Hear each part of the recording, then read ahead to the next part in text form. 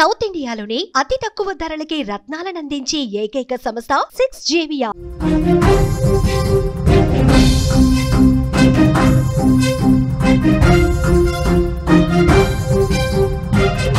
విజయనగరం జిల్లాలో దారుణ హత్య జరిగింది. అన్నదమ్ముల మధ్య కొన్నేళ్లుగా భూ వివాదం ఉంది. తోడబుట్టిన అన్న పీక కోసి దారుణంగా చంపేశాడు తమ్ముడు. పక్కా పథకం ప్రకారం చంపారని బంధువులు ఆరోపిస్తున్నారు. పోలీసులకు సమాచారం ఇచ్చారు స్థానికులు. ప్రస్తుతం తమ్ముడు పరారీలో ఉన్నాడు. హంతకుడి కోసం పోలీసులు ప్రస్తుతం గాలిస్తున్నారు. ఆస్తి వివాదాలు, పాత కక్షలు, ఇలాంటి కారణాలతో ఇటీవల కాలంలో తోబుట్టువుల మధ్య బంధాలు తెగిపోతున్నాయి. ఒకప్పుడు ఆప్యాయంగా అన్నా అని పిలిచిన వాడే కత్తి దూసిన పరిస్థితి. రక్తం పంచుకుని పుట్టిన వాళ్ళు ఒకరికొకరు ప్రాణాలు తీసుకున్న పరిస్థితి. అన్నా చెల్లెళ్ళు, అక్క తమ్ముళ్ళు అనే అనుబంధానికి విలువ లేకుండా పోతుంది. పూర్తిగా మానవ సంబంధాలు మృగ్యమైపోతున్నాయి. అసలు కుటుంబంలో విలువలు అనేవి ఎక్కడా కూడా కనిపించట్లేదు. ఇంతకుముందు అన్న, వదిన అంటూ ఆప్యాయంగా పిలుస్తూ ఒకరింటికి ఒకరొచ్చి ఎంతో ప్రేమగా, ఎంతో అనుబంధంగా, ఎంతో ఆప్యాయంగా కనిపించినటువంటి కుటుంబాలు ఆస్తుల కోసం చాలా దారుణంగా చంపేస్తున్నారు. ఇలాంటి ఘటనలు రెండు తెలుగు రాష్ట్రాల్లో ఈ మధ్య ఎక్కువగా కనిపిస్తున్నాయి. సమాజంలో ప్రస్తుతం ఒక ఆందోళన కనిపిస్తోంది. విజయనగరం జిల్లాలో జరిగిన ఈ ఘటన కూడా ప్రస్తుతం ఇదే కోవలో వస్తుంది. తోడబుట్టిన తమ్ముడే అన్నను కిరాతకంగా చంపిన ఘటన అక్కడ స్థానికంగా తీవ్ర కలకలం రేపింది. విజయనగరం జిల్లాలో గజపతి నగరం మండలం కొత్తబగ్గం గ్రామంలో ఈ దారుణం జరిగింది. పసుపురెడ్డి శ్రీను అనే 50 ఏళ్ల వ్యక్తిని తన సొంత తమ్ముడు చంటి పీక కోసి దారుణంగా చంపేశాడు. ఈ ఘటన కుటుంబ కలహాల నేపథ్యంలో జరిగిందని ఆ మృతుడి భార్య కూడా ఆరోపిస్తున్నారు. శ్రీను, చంటిల మధ్య ఎప్పటి నుంచో భూ వివాదాలు ఉన్నాయి. స్థానికులు చెప్తున్నారు ఇదే విషయం. ఎందుకంటే చాలా సందర్భాల్లో ఆ భూమి గురించి గొడవ పడ్డారు. తమ్ముడు అన్న దగ్గరికి వచ్చి గొడవ పడేవాడు. అన్న రోడ్డు మీద ఎప్పుడైనా కనిపించిన తమ్ముడు గొడవ పెట్టుకునేవాడు.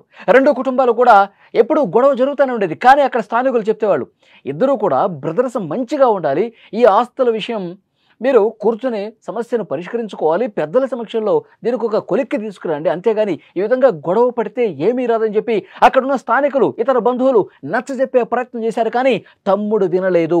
ఇంకా కోపం పెంచుకున్నాడు, పగ పెంచుకున్నాడు, ప్రతీకారం పెంచుకున్నాడు. అందుకే ఈ ఘటనకి పాల్పడ్డ పరిస్థితి.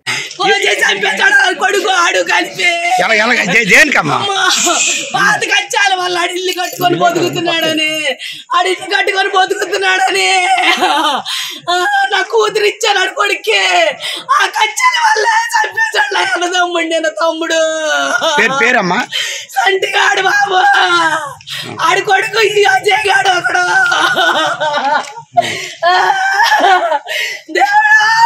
తమ్ముడు చచ్చిపోయాడు. శ్రీను భార్య ఏం చెప్తుందంటే, తన భర్తను మరిది చంటి అలాగే తోడికోళ్ళు ఇద్దరూ కలిసి ఒక పక్క ప్లాన్ ప్రకారం పథక రచన చేశారు. నా భర్తను చంపడానికి ముందుగానే ఒక ప్లాన్ వేసుకున్నారు. వాళ్ళు గ్రామానికి దూరంగా తీసుకెళ్లారు.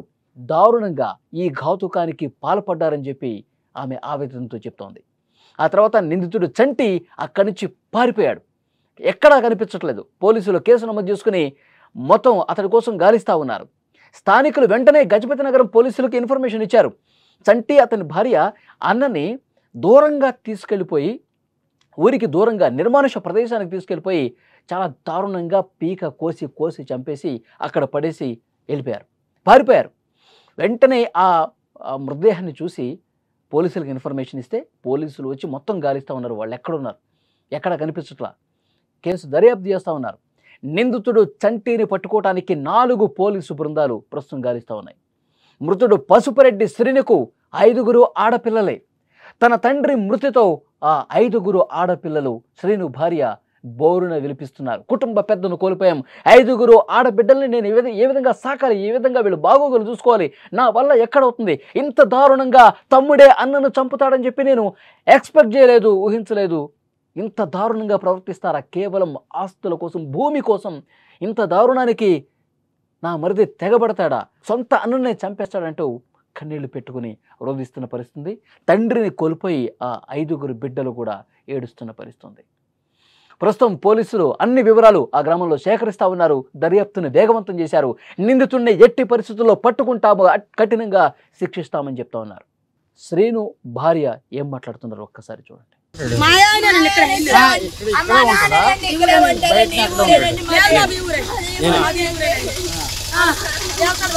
ఈ రోజు చర్చకిస్తాను మా అత్త మా తోటకాళ్ళు కొడుకు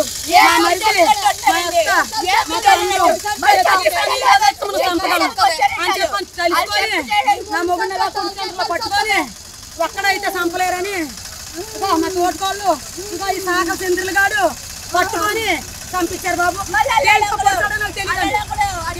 నాకు తెలియదండి. నేను వెళ్ళేసరికి మొగుడు పిల్లలు చచ్చాడు కలిగాడు చచ్చాడానికి తిప్పుకొని ఎక్కడున్నాడు అడిగాను.